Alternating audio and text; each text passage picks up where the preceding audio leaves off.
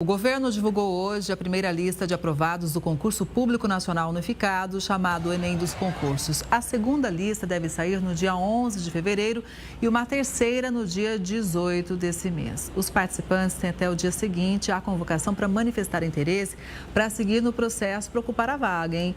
Para falar sobre o tema, a gente faz conexão com o PhD em Educação e pesquisador do Núcleo de Excelência em Tecnologias Sociais da Universidade Federal de Alagoas, o Rafael Parente. Boa tarde, Rafael. Conta pra gente como é que funciona, quais são as principais dicas para quem foi aprovado, hein? Boa tarde, Kelly. É sempre uma alegria estar aqui com vocês e é importante a gente prestar atenção em algumas questões, né? A primeira delas é que a lista definitiva que saiu hoje é só do bloco 8. A bloco 8 é para aqueles candidatos de ensino médio, né? Então, definitivo mesmo hoje de resultado, Kelly, só para o bloco 8. Para os cargos de nível superior, os blocos 1 a 7, a gente ainda vai ter novas classificações ao longo do mês. Ou seja, pode ser que a gente tenha a lista, as pessoas que estavam na lista de espera, né? Porque quando você entra lá na sua área de candidato, você vai ver provavelmente um cargo só daqueles que você listou que você queria, que você foi aprovado. Se você foi aprovado em algum desses que você listou, apenas um deles vai ser aprovado e os outros você vai estar em lista de espera. Ou você não foi aprovado em nenhum e está em lista de espera em vários. No caso do ensino médio, a lista definitiva já é hoje, né? Então, ou você passou ou você não passou. Agora, para o caso dos blocos 1 a 7, que são os blocos do ensino superior, a gente vai ter, então, outras listas que vão ser publicadas aí ao longo do mês e as pessoas precisam ficar atentas, em especial para aqueles cargos que têm os cursos de formação. Por quê, Kelly? Porque hoje a gente já teve uma chamada aí para o primeiro curso de formação de alguns cursos. Então, por exemplo, vamos dar um exemplo aqui que eu coloquei alguns cargos que eu tive interesse ali quando eu fiz o CNU, porque como a gente sabe, o CNU é um Enem dos concursos, eu pude, né, como candidato, concorrer a vários cargos fazendo a mesma prova. Vamos supor que na minha terceira colocação ali, do terceiro cargo que eu escolhi, eu fui aprovado e fui chamado para uma formação. Mas eu estou na lista de espera do primeiro e do segundo, e posso estar na lista de espera também de outros a partir do quarto, né? Se eu estou interessado em participar da formação desse cargo está ali na minha terceira posição, eu preciso ir hoje ou até amanhã no máximo e confirmar minha participação na formação. A gente só tem um dia, os candidatos só têm um dia para confirmar a participação na formação. E isso vai acontecer também nos próximos dias, ou seja, no dia 11 de fevereiro, quando sai a segunda lista, né, na sobra das vagas, o prazo para confirmar também esse interesse na formação é até o dia 12, só no dia seguinte. Aí, de novo, no dia 18 de fevereiro, sai a terceira lista, e o prazo para confirmar a participação na formação é só até o dia 19, só um dia. E no dia 28 de fevereiro sai, então, a lista definitiva de aprovados de todos os blocos, né? Se o candidato perde esse prazo, não confirma o interesse dele na formação, ele está eliminado, não tem nem como voltar atrás, ele está eliminado da disputa para aquela vaga específica. Outra coisa interessante é a seguinte: se eu confirmo a minha participação na formação da minha terceira opção, todas as opções a seguir, quarta, quinta, sexta, eu não posso mudar de ideia. Eu saio, então, da lista de espera de todas as outras, continuo na lista de espera da primeira e da segunda.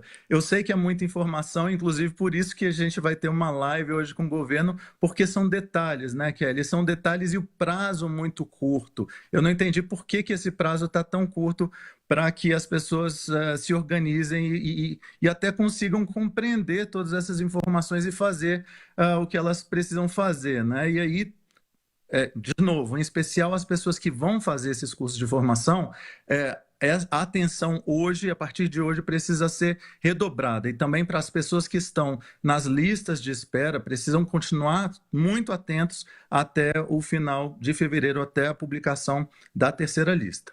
Bom, a live do governo vai começar por volta de 4 da tarde. Realmente é muita informação, prazo muito pequenininho.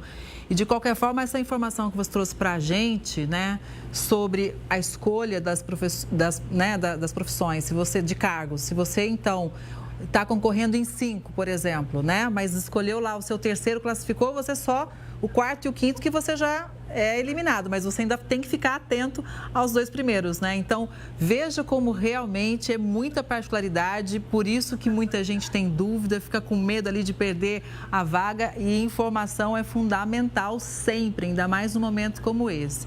Bom, a gente segue então aqui trazendo as informações, porque também estão abertas as inscrições para o FIES, o Fundo de Financiamento Estudantil. São mais de 112 mil vagas, as inscrições são de graça, podem ser feitas pelo Portal Único de Acesso ao Ensino Superior até sexta-feira. Para concorrer, é preciso ter feito pelo menos uma edição do Enem desde 2010, com pontuação mínima de 450 pontos. O FIES oferece financiamento a estudantes do ensino superior que, depois de formados, precisam acertar os pagamentos com o governo, hein?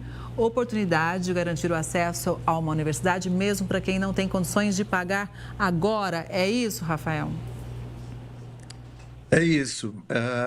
A primeira coisa que a gente precisa se lembrar nesse momento, Kelly, é que não é o ProUni, né? No ProUni, as pessoas recebem uma bolsa para cursarem um curso em uma faculdade ou instituição particular, privada.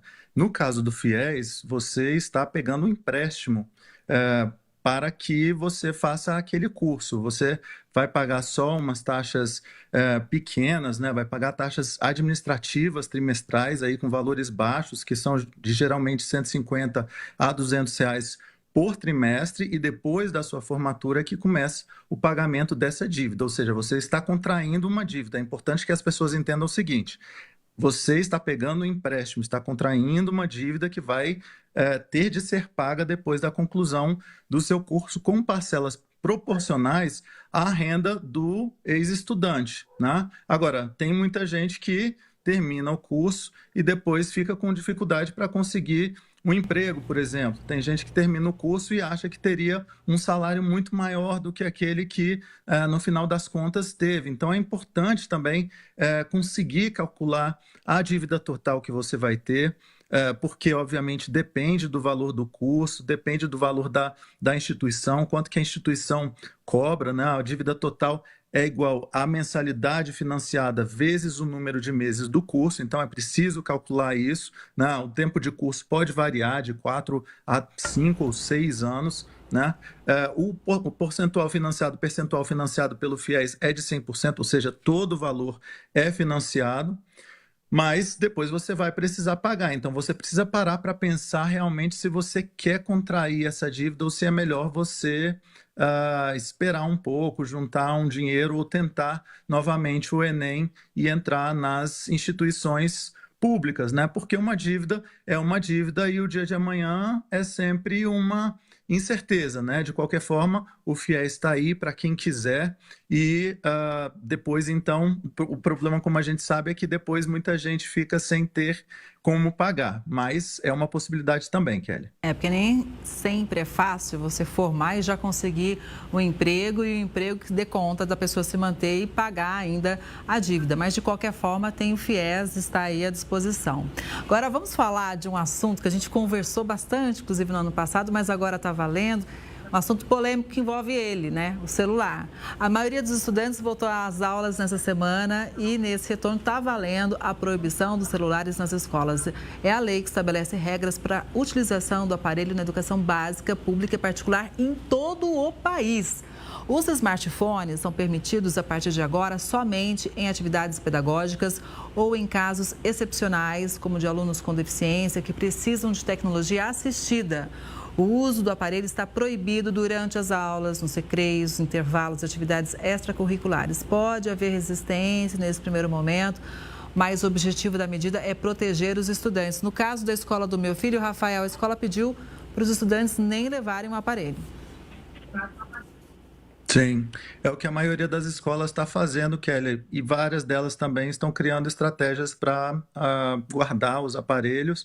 Então, todo mundo na verdade quase todo mundo, está recebendo essa notícia com bons olhos, né? Principalmente os educadores, a maioria dos pais também, e muitos jovens também, mas muitos jovens já viralizaram vídeos aí os TikTokers, os influenciadores, mostrando como burlar essa regra. Então, alguns vídeos já viralizaram entre jovens, mostrando como é que eles vão esconder os celulares dos professores nas escolas. Infelizmente, essa é uma realidade também no nosso país, e é por isso que em alguns países eles usam estratégias mais drásticas, até de criar uma área nula, né, de sinal de telefone nas escolas, ou de ter aquela sacola, tem uma sacola, um tipo de sacola agora que bloqueia o sinal do celular, e os estudantes são obrigados a colocar esse celular nesse saco, ou seja, é uma tecnologia nova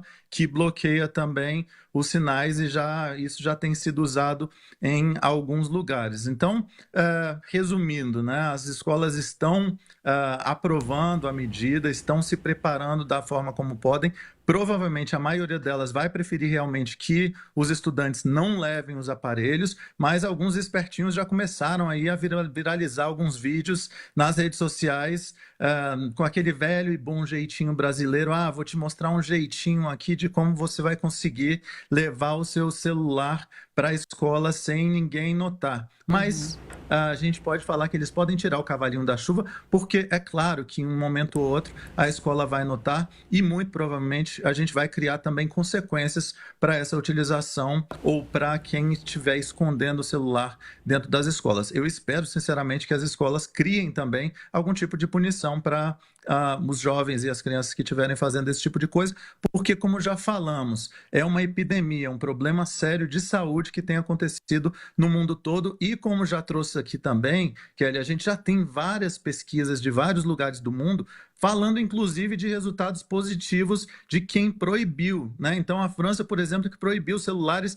desde 2018 nas escolas públicas para alunos até 15 anos. E o resultado das pesquisas estão mostrando aí que 86% dos professores relataram a melhora da participação nas aulas, né? A gente sabe também que executivos de tecnologia das grandes empresas sempre limitaram o uso da tela dos seus filhos, assim como a gente limita doce, por exemplo, né? Por quê? Porque eles entendem muito bem que essas tecnologias, as consequências negativas que elas podem exercer sobre as crianças e os jovens, né? Então, outras escolas também criaram horários digitais em que os alunos podem usar o celular apenas para atividades pedagógicas. Então, tem muita coisa já saindo, e aí eu vou tentar trazer sempre, Kelly, o que tem saído de pesquisa, inclusive de tantos países que estão seguindo essa mesma medida de proibir os celulares nas escolas. Olha, agora essa pessoa que faz, o estudante que faz um vídeo gravando um jeitinho para enganar a escola, esse vídeo se viraliza, ele tem uma prova contra ele mesmo, né? Vai para a diretoria lá se explicar sem ter com o que argumentar, porque ele mesmo produziu a prova. Ou seja, acho que essa tática não é boa, não é verdade? Precisa ter uma conscientização. Você sempre traz, né, Rafael, alguns dados para a gente. Tem inclusive uma pesquisa, né, de Londres, que mostra realmente o impacto, né, do celular na sala de aula. Então, você prejudica muitas vezes o desempenho acadêmico, muitas vezes só do celular está ali. A pessoa pode nem estar mexendo no celular, mas já tem aquela ansiedade, né, de ver se uma mensagem chegou no WhatsApp ou se alguma rede social teve alguma atualização. Então, nem precisa estar mexendo, só do celular estar ali na sala de aula já é um motivo para distração. É isso, Kelly. Como a gente já conversou aqui, o mito do multitarefa, de que a gente consegue fazer várias coisas ao mesmo tempo, caiu. A gente não consegue. A gente consegue se concentrar em uma atividade específica, e na educação, o que as pesquisas têm mostrado muito é que é extremamente importante que nós criemos nas escolas, em casa, um ambiente livre de distrações. Se a gente quer aprender alguma coisa em casa, na escola, nós precisamos criar um ambiente onde nós consigamos a concentração, ter foco, ter atenção. Se isso não acontecer, a gente não vai aprender. E o aparelho celular é o maior distrator, aquilo que mais causa distração no mundo hoje. Rafael, muito obrigada, viu, pela análise. Uma boa tarde para você e até a próxima. Obrigado a você. Sempre uma alegria, Kelly. Obrigada.